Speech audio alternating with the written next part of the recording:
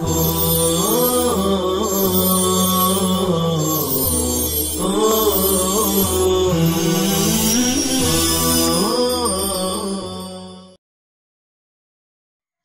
اللہ الرحمن الرحیم نحمده ونصلی علی رسوله الکریم اما بعد واما اللحیۃ فعند ابی حنیفۃ مسح ربعها فرض لأنه لما سقط غسل ما تحتها من البشرة صار كالرأس وعند ابی یوسف مسح كلها فرض لأنه لما سقط غسل ما تحتها من البشرة اقیم مسحها مقام غسل ما تحتها فیفرض مسح الکل بخلاف الرأس۔ عزیز طلبہ کرام، السلام علیکم ورحمۃ اللہ وبرکاتہ۔ آن لائن تدریس کے سلسلے میں دو باتوں کا لحاظ ہمیں رکھنا ضروری ہے۔ نمبر ایک، سلاست اور روانی کے ساتھ اپنی بات کو پیش کرنا۔ نمبر دو، اختصار کو ملحوظ رکھنا۔ ان دونوں باتوں کی نزاکت کے پیش نظر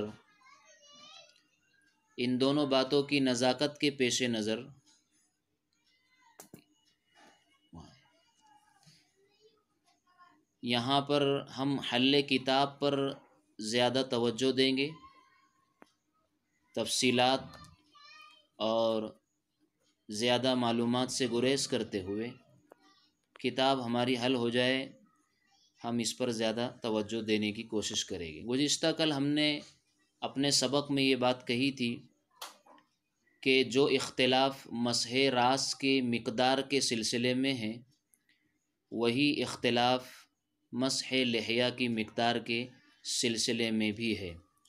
البتہ یہاں اختلاف بین ائمۃ الاحناف ہے۔ چنانچہ امام ابو حنیفہ رحمۃ اللہ علیہ کے نزدیک ربع لحیہ کا مسح کرنا فرض ہے، جس طریقے سے چوتھائی سر کا مسح کرنا امام صاحب رحمۃ اللہ علیہ کے نزدیک فرض ہے۔ لِأَنَّهُ لَمَّا سَقَطَ غَسْلُ مَا تَحْتَهَا مِنَ الْبَشَرَةِ، جو عبارت آپ کے سامنے ہے، یہاں سے ربع لحیہ کی فرضیت کی دلیل بیان کی جا رہی ہے امام صاحب کی۔ دلیل کا خلاصہ یہ ہے کہ اصلاً تو داڑھی کا غسل فرض اور ضروری ہے، لیکن یہ بال اگنے سے پہلے کی بات ہے۔ جیسے کہ گزشتہ کل آپ کو بتایا گیا تھا کہ داڑھی اصل میں جبڑے کی ہڈی کا نام ہے، لیکن چونکہ اس پر بال اگ آتے ہیں تو بال اگ آنے کے بعد ان بالوں کو ہی داڑھی کہا جانے لگا ہے، ورنہ اصلاً داڑھی جبڑے کی ہڈی کا نام ہے۔ تو جب تک بال نہ ہو تب تک تو اس کا غسل فرض ہے، لیکن بال اگ آنے کی وجہ سے اب پانی کا پہنچانا تھوڑی کے نیچے یعنی داڑھی کے اندرونی حصے تک چونکہ پانی کا پہنچانا اب دشوار ہو گیا، اس دشواری کے پیش نظر دفع حرج کے لیے اب غسل کی جگہ مسح نے لے لی۔ جب غسل کی جگہ مسح نے لے لی ہے تو جس طریقے سے سر کے بالوں کی وجہ سے سر کا مسح کا حکم دیا گیا ہے وَامْسَحُوا بِرُؤُوسِكُمْ، تو ایسے ہی اب داڑھی کا مسح کا حکم آ گیا ہے، تو جیسے سر کا مسح چوتھائی کیا جاتا ہے ایسے داڑھی کا مسح بھی چوتھائی حصے اور ربع لحیہ کا کیا جائے گا۔ اسی کو کہا گیا سَأَرَ كَالرَّاسِ، اب داڑھی کے مسح کا حکم سر کے مسح جیسا ہو گیا، کیونکہ وہاں بھی حرج ہے اور یہاں بھی حرج ہے۔ مسح راس کے سلسلے میں حرج کیا ہے؟ کیونکہ 5 مرتبہ اگر سر کے غسل کا حکم دیا جائے گا تو پہلی دشواری تو یہ ہے کہ یہ ایک مشکل امر بھی ہے سر کو بار بار دھونا، اور دوسری دشواری یہ بھی ہے کہ سر کو اتنا دھونے کی وجہ سے آدمی کے بیمار ہونے اور جو ہے تکلیف کا باعث ہونے کا بھی خطرہ اور اندیشہ ہے۔ بہرحال چونکہ تھوڑی کے نیچے تک پانی کا پہنچانا بالوں کی وجہ سے دشوار تھا، تو اب یہ مسح راس کی طرح ہو گئے۔ یہ تو بات ہوئی امام اعظم ابو حنیفہ رحمۃ اللہ علیہ کی۔ امام ابو یوسف رحمۃ اللہ علیہ کے نزدیک پورے داڑھی کا مسح کرنا فرض ہے۔ جیسے کہ مسح راس میں تو امام مالک کا مذہب ہے استیاب یعنی، لیکن امام ابو یوسف رحمۃ اللہ علیہ امام صاحب سے اختلاف کرتے ہوئے کہتے ہیں کہ داڑھی کا مسح، پوری داڑھی کا مسح فرض ہے۔ لِأَنَّهُ لَمَّا سَقَطَ غَسْلُ مَا تَحْتَهَا مِنَ الْبَشْرَةِ أُقِيمَ مَسْحُهَا مَقَامَ غَسْلِ مَا تَحْتَهَا۔ یہاں سے امام ابو یوسف رحمۃ اللہ علیہ کی دلیل ہے۔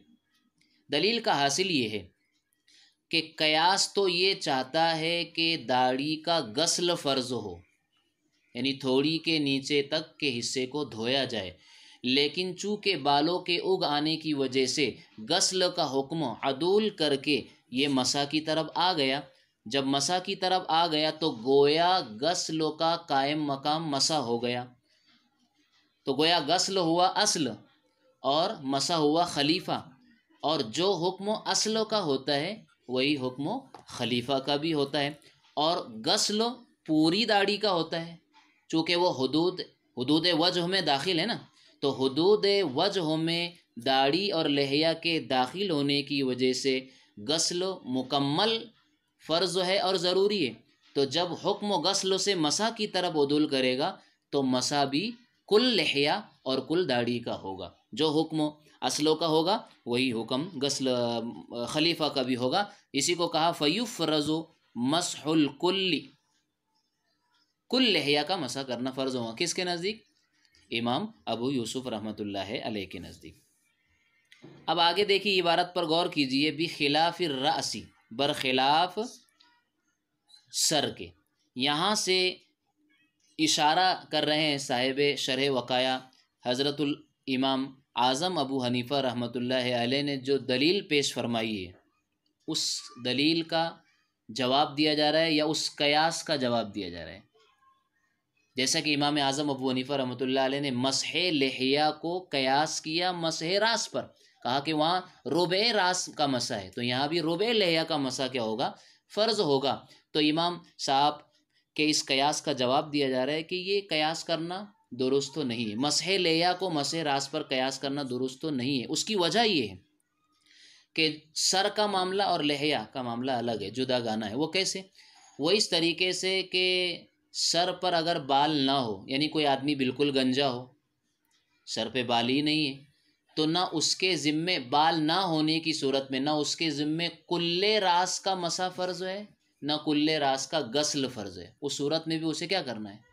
بال نہ ہونے کی صورت میں بھی اس شخص کے ذمے ربع راس، چوتھائی سر کا ہی مسح کرنا فرض ہے۔ تو بالوں کے نہ ہونے کی صورت میں حکم بدلا نہیں ہے مسح راس میں، جبکہ مسح لحیہ میں اگر لحیہ کے اوپر بال نہ ہو تو غسل فرض ہے اور کل لحیہ کا غسل ہے، لیکن بال اگ آنے کی وجہ سے چونکہ غسل دشوار ہو گیا، اس کی جگہ مسح نے لے لی ہے، تو اب اس دشواری کے پیش نظر پانی کا پہنچانا بالوں کے اندر دشوار ہو گیا تو مسح کریں گے۔ تو جب مسح اس کے قائم مقام ہے تو کل لحیہ کا مسح ہوگا، جیسے کہ کل لحیہ کا غسل ضروری۔ تو یہاں فرق ہو گیا، یہاں مسح لحیہ میں بال کے نہ ہونے اور ہونے کی صورت میں حکم بدل رہا ہے، جبکہ مسح راس کے اندر بال ہونے اور نہ ہونے کی صورت میں حکم ایک ہی ہے، یعنی ربع راس کا مسح کرنا فرض ہوگا۔ اس فرق کی وجہ سے یہ قیاس کرنا امام صاحب رحمۃ اللہ علیہ کا درست نہیں ہے۔ یہ تو دونوں حضرات کی باتیں ہوئی ہیں۔ اس کے بعد وقد ذکر ان المراد بالربع ربع ما یلاقی بشرۃ الوجہ منها اذ لا یصل ایجاب الماء الی ما استرسل من الذقن۔ یہاں سے آپ سمجھیے دو باتیں بیان کی گئی ہے، یعنی دو قول بیان کیے گئے کہ جو اوپر یہ بات ذکر کی گئی کہ چوتھائی لحیہ کا مسح کرنا فرض ہے، تو چوتھائی سے کون سے بالوں کا چوتھائی مراد ہے؟ اس سلسلے میں گویا دو قول ہیں۔ پہلا قول تو امام صاحب رحمۃ اللہ علیہ کا ہے، ما یلاقی بشرۃ الوجہ، یہ امام صاحب کا قول ہے، یعنی چوتھائی بالوں سے مراد وہ بال ہے جو چہرے کی چمڑی سے متصل ہے، ان بالوں کا چوتھائی مسح کرنا ضروری ہے، کیونکہ جو بال مسترسل من الذقن ہے، یعنی تھوڑی کے نیچے جو بال لٹک رہے ہیں، جو بڑی داڑھی جن حضرات کی ہوتی ہے چونکہ ان کے بال نیچے تک ہوتے ہیں لٹکے ہوئے، تو لٹکے ہوئے بالوں کا چوتھائی نہیں ہے، بلکہ صرف وہ چمڑے سے متصل جو بال ہے ان کا چوتھائی مراد ہے، کیونکہ وہاں تک پانی کا پہنچانا، مسترسل بالوں تک یعنی لٹکے ہوئے بالوں تک پانی کا پہنچانا ضروری نہیں ہے۔ دوسرا قول جو امام ابو یوسف رحمۃ اللہ علیہ کی طرف منسوب ہے وہ یہ ہے کہ کل بالوں کا چوتھائی مراد ہے، داڑھی کے کل بالوں کا چوتھائی مراد ہے۔ کل سے مراد وہ بال جو چمڑے کی سے متصل ہے، اور وہ بال جو لٹکے ہوئے ہیں، کل بالوں تک پانی کا پہنچانا ضروری ہے۔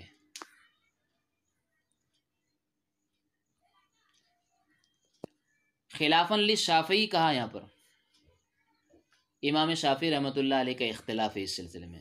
اختلاف یہ ہے کہ حضرت الامام شافعی رحمۃ اللہ علیہ کے نزدیک وہ بال جو تھوڑی کے نیچے لٹکے ہوئے ہیں ان تک بھی پانی کا پہنچانا ضروری ہے، جیسے کہ آپ حاشیہ نمبر 1 پر یہاں دیکھ سکتے ہیں، خلافاً للشافعی فإن عنده يجب غسل ظاہر اللحية المسترسلة وباطنها ان خفت، یعنی کہنا یہ چاہتے ہیں امام شافعی رحمۃ اللہ علیہ کی بات یہ ہے کہ اگر داڑھی کے بال اگر گھنے نہیں ہیں بلکہ ہلکے ہلکے بال ہے تو ظاہر لحیہ کا غسل تو واجب ہے ہی ہے، باطن لحیہ کا بھی غسل واجب ہوگا، یعنی پانی کا پہنچانا ضروری ہوگا اس صورت میں۔ لیکن اگر داڑھی اگر گھنی ہے، گنجان ہے، تو اس صورت میں ان کے نزدیک بھی فقط ظاہر لحیہ کا مسح کرنا فرض ہوگا یا دھونا ضروری ہوگا۔ آگے مصنف نے کہا وفی اشہر الروایتین عن ابی حنیفۃ مسح ما یستر البشرۃ فرض، یہ مشہور روایت سے وہی روایت ہے جو امام ابو یوسف رحمۃ اللہ علیہ کی طرف منسوب ہے، جو انہوں نے امام ابو حنیفہ رحمۃ اللہ علیہ سے لی ہے کہ مسح ما یستر البشرۃ فرض، وہ تمام بال جو چہرے کی چمڑی کو، بشرتن کہتے ہیں چمڑی، ما یستر البشرہ، وہ تمام بال جو چہرے کی چمڑی کو چھپا دیں گے اس کا مسح کرنا فرض ہے۔ یہی دوسری روایت جو امام ابو یوسف کی طرف منسوب کی گئی ہے وہ الاصح المختار، یہی زیادہ صحیح قول بھی ہے اور یہی مختار بھی ہے۔ اور آگے کہتے ہیں قضا فی شرح الجامع الصغیر لقاضی خان، قاضی خان رحمۃ اللہ علیہ کی جامع صغیر کی شرح میں بھی اسی طرح سے ہے۔ اخیر میں وَإِذَا مَسَحَ الرَّأْسَ ثُمَّ حَلَقَ الشَّعْرَ لَا يَجِبُ الْإِعَادَةُ وَكَذَا إِذَا تَوَضَّأَ ثُمَّ قَصَّ الْأَظْفَارَ، دو مسئلے صاحب شرح وقایہ نے بیان فرمائے ہیں کہ جب کوئی آدمی سر کا مسح کر لے پھر بالوں کو کٹا لے، اب جو مسح جن بالوں پر کیا تھا وہ بال تو ختم ہو گئے، نیچے گر گئے، تو اب کہتے ہیں کہ اب ایک کسی کو یہ خدشہ ہو سکتا تھا، یعنی ایک خیال یہ آ سکتا تھا کہ جو جن بالوں پر مسح کیا گیا ہے وہ بات تو سر سے نیچے اتر گئے، ختم ہو گئے حلق کرانے کے بعد، تو کیا پھر مسح راس کا اعادہ ضروری ہوگا؟ تو کہا کہ لا یجب الاعادۃ، مسح راس کا اعادہ اس صورت میں ضروری نہیں ہے۔ ایسے ہی جو ہے کسی آدمی نے وضو کر لیا اور وضو کرنے کے بعد اس نے ناخن کاٹ لیے، تو اب جن ناخنوں پر گویا غسل ہوا تھا وہ تو چلے گئے، تو کیا پھر وضو کا اعادہ ضروری ہوگا؟ تو کہا کہ اس صورت میں بھی اعادہ ضروری نہیں ہوگا۔ پہلی بات تو ان دونوں مسئلے کے سلسلے میں یہ ہے کہ یہ دونوں مسئلے صاحب شرح وقایہ نے بطور افادہ کے ذکر فرمائے ہیں، اوپر کے مضمون سے اس کا کوئی تعلق نہیں ہے، یا یہ کہو کہ یا یہ کہا جا سکتا ہے کہ اس سے کسی کی تردید کرنا مقصود نہیں ہے۔ لیکن بعض حضرات نے یہ بات کہی ہے کہ اس سے دراصل ان لوگوں کی تردید کی جا رہی ہے جو یہ کہتے ہیں کہ اگر کسی نے اس طرح کیا، مسح راس کرنے کے بعد حلق کرا لیا یا وضو کرنے کے بعد ناخن قطر لیے، تو وہ حضرات اعادہ وضو اور اعادہ مسح کے قائل ہے، جیسا کہ ایک قول منسوب امام محمد کی طرف، ایک قول منسوب اور اسی طرح منسوب حاکم کی طرف، جو حضرات اس طرح کی بات کہتے ہیں، جیسا کہ حاشیے میں انہوں نے اس کی طرف اشارہ کیا ہے، آپ دیکھ سکتے ہیں، تو ان لوگوں کی تردید کے واسطے گویا صاحب شرح وقایہ نے یہ دو مسئلوں کو ذکر فرمایا ہے۔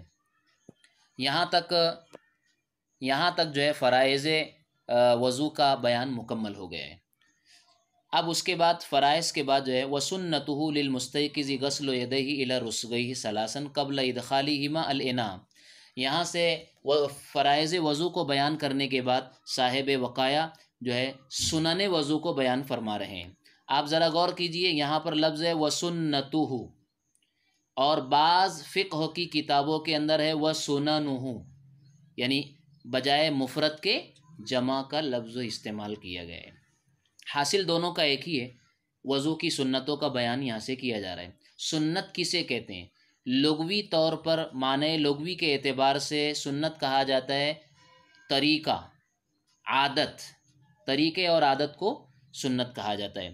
لیکن سنت کی اصطلاحی تعریف جو کی گئی ہے، سنت کا ویسے یہاں سنت سے کیا مراد؟ سنت کی اصطلاحی تعریف جو کی گئی ہے جیسے کہ آپ پڑھ چکے ہیں، الطریقۃ المسلوکۃ فی الدین، وہ طریقہ جو دین میں رائج ہے، جس کا چلن دین میں ہے۔ اب یہاں پر سنت سے کیا مراد ہے؟ تو فرمایا کہ یہاں سنت سے مراد سنت مؤکدہ ہے۔ یہاں سنت سے مراد سنت مؤکدہ ہے، اور سنت مؤکدہ کسے کہا جاتا ہے؟ وہی التی حکمہا۔ سنت سے مراد سنت مؤکدہ یا تو جس کا رسول اللہ صلی اللہ علیہ وسلم نے حکم دیا ہو، اور اگر حکم نہ دیا ہو تو آپ علیہ الصلاۃ والسلام نے اس فعل و عمل کو مداومت اور مواظبت اور پابندی کے ساتھ کیا ہو۔ یہ سنت کی تعریف، جس کے کرنے والے کو ثواب دیا جائے گا اور جس کے تارک کو ملامت کی جائے گی، جو اس کو چھوڑے گا وہ قابل ملامت ہوگا، اور اگر کوئی چھوڑنے کا عادی بن جائے، عادت ڈال لے اس سنت کو چھوڑنے کی، تو وہ جو ہے گنہگار ہوگا اور فاسق کہلائے گا۔ جی، یہ سنت مؤکدہ کی گویا تعریف ہوئی ہے۔ اب دوسری بات آپ دیکھیں، یہاں للمستیقظ کا لفظ استعمال کیا صاحب وقایا نے، یہ متن ہے۔ الاناء تک جو دکھ رہی ہے آپ کو عبارت قبل ادخالہما الاناء، یہ متن ہے۔ تو للمستیقظ یہ قید اتفاقی ہے، اس احترازی نہیں ہے کہ جس سے کسی کو خارج کیا جائے۔ کیوں؟ اس لیے کہ مستیقظ یعنی نیند سے بیدار ہونے والا، اور غیر مستیقظ جو نیند سے بیدار ہونے والا نہیں ہے، عام حالت اور پوزیشن میں ہر کسی کے لیے سنت وضو یہ ہے کہ اپنے ہاتھوں کو پہلے دھوئے۔ تو غسل یدین، ہاتھوں کا دھونا، یہ صرف مستیقظ کے لیے نہیں ہے بلکہ ہر کسی کے لیے یہ سنت ہے، ہاتھوں کو دھونا ہے۔ اور یہ ہاتھوں کا دھونا گٹوں تک ہے، گٹوں تک، تاکہ زیادہ سے زیادہ تنظیف اور صفائی حاصل ہو جائے۔ 3 مرتبہ دھونا ہے برتن میں داخل کرنے سے پہلے۔ جی، اب یہ دھونے کی وجہ کیا ہے؟ چاہے وضو کرے، بیدار ہو کر آدمی وضو کرے یا وضو نہ کرنا ہو اسے، لیکن گٹوں تک اسے ہاتھ دھونا ہے۔ یہ کس لیے؟ اس کی وجہ یہ ہے کہ حدیث پاک میں اس کو بیان کیا گیا ہے، اذا استيقظ احدكم من منامه، اسی اذا استيقظ سے گویا المستيقظ لیا گیا ہے کہ چونکہ حدیث میں استيقظ کا لفظ ہے تو عموماً چونکہ آدمی سونے کے سے جب بیدار ہوتا ہے تو ہاتھ اس کے کہاں پہنچے ہیں کہاں نہیں پہنچے ہیں، تو خدشہ ہے ہاتھ کے جو ہے ملوث نجاست کا ہونے کا وغیرہ، تو اس لیے خاص طور پر حکم مستیقظ کے لیے دیا گیا، ورنہ سب کے لیے حکم ہے۔ تو حدیث پاک میں کہا گیا اذا استيقظ احدكم من منامه فلا يغمسن يده في الاناء حتى يغسله 3 مرات، اور بعض روایت میں حتى يغسله مرتين او 3، 2 مرتبہ دھولے یا 3 مرتبہ دھولے۔ چنانچہ حدیث پاک کی روح سے ہاتھوں قبل الوضو، ہاتھوں کو گٹوں تک دھونا 3 مرتبہ، اس میں کمال طہارت حاصل ہو جائے گی۔ اور اگر کوئی 3 مرتبہ نہ دھوئے، 2 ہی مرتبہ دھوئے یا 1 ہی مرتبہ دھوئے، تب بھی کافی ہے، البتہ کمال حاصل نہیں ہوگا، کیونکہ حدیث میں مرتین کا بھی لفظ ہے اور ثلاثن کا بھی ذکر ہے، اس لیے 3 سے کم اگر کوئی دھوتا ہے تو یہ غلط نہیں ہے۔ اب یہ غسل یدین قبل الوضو، اس میں 3 اقوال صاحب شرح وقائع نے یہاں بیان فرمایا، جیسے کہ آپ دیکھ رہے ہیں عبارت کے اندر الغسل عند بعض المشائخ سنت قبل الاستنجاء وعند البعض بعدہ وعند البعض قبلہ وبعدہ جميعا۔ کہ بھئی ہاتھوں کا دھونا یہ قبل الاستنجا سنت ہے، بعد الاستنجا سنت ہے بعض حضرات کے نزدیک، اور بعض حضرات کے نزدیک جیسا کہ تیسرا قول ہے استنجا سے پہلے بھی اور استنجا کے بعد بھی۔ لیکن یہ تیسرا جو قول ہے کہ ہاتھوں کا دھونا دونوں وقت، وضو کرنے سے پہلے بھی اور وضو کرنے کے بعد، دونوں صورت میں سنت ہے، یہی زیادہ صحیح ہے۔ جیسا کہ اصحاب سنن نے، آپ حاشیہ نمبر 8 میں دیکھیے، جیسا کہ میں آپ کو بتا رہا ہوں، جمیعاً ھذا قول الاکثر فی المحیط وهو اصح الاقوال الثلاثہ کما فی النہر الفائقی وغیرہ، یہ کتابوں کے نام ہے۔ والاصل فیہ سے جو ہے علامہ عبدالحی لکھنوی رحمۃ اللہ علیہ جو محشی ہے، حاشیہ کا نام ہے عمدۃ الرعایہ، اور حاشیہ نگار محشی ہے علامہ عبدالحی لکھنوی رحمۃ اللہ علیہ، وہ بتا رہے ہیں کہ اصحاب سنن نے یہ روایت جو ہے بیان فرمائی ہے، نینی رسول اللہ صلی اللہ علیہ وسلم کے غسل کی کیفیت بیان فرمائی ہے کہ انہ صلی اللہ علیہ وسلم غسل یدہ قبل ادخالہما الاناء ثم غسل فرجہ ثم مسح بہما التراب حتی انقاہما ثم غسل یدیہ ثم توضأ وضوءہ للصلاۃ۔ کیا کہنا چاہتے ہیں کہ آپ صلی اللہ علیہ وسلم کی کیفیت غسل یوں بیان فرمائی کہ آپ نے استنجا سے پہلے ہاتھ دھوئے، اس کے بعد جو ہے آپ نے استنجا کرنے کے بعد اپنے شرمگاہ کو دھویا، شرمگاہ کو دھونے کے بعد آپ نے پھر جو ہے اس کو اچھی طرح آپ نے اپنے ہاتھوں کو پھر دھویا، پھر آپ نے وضو فرمایا۔ گویا آپ نے استنجا سے پہلے بھی اور استنجا کے بعد بھی اپنے ہاتھوں کو دھویا ہے۔ اس سے اس قول کے زیادہ صحیح ہونے کی دلیل ہمیں سمجھ میں آ رہی ہے کہ ہاتھوں کا دھونا ابتدائے وضو میں بھی ہے اور وضو کے بعد بھی ہے۔ تو یہی زیادہ صحیح قول ہے، جیسا کہ مصنف رحمۃ اللہ علیہ نے یعنی تیسرے نمبر پر اس کو بیان فرمایا، وَعِنْدَ الْبَعْضِ قَبْلَهُ وَبَعْدَهُ جَمِيعًا۔ اللہ تعالی ہمیں وضو کی ان سنتوں پر عمل کی توفیق عطا فرمائے، اور کامل طریقے پر ہمیں اللہ تعالی وضو کے ساتھ نمازوں کی توفیق عطا فرمائے۔ وآخر دعوانا ان الحمد للہ رب العالمین۔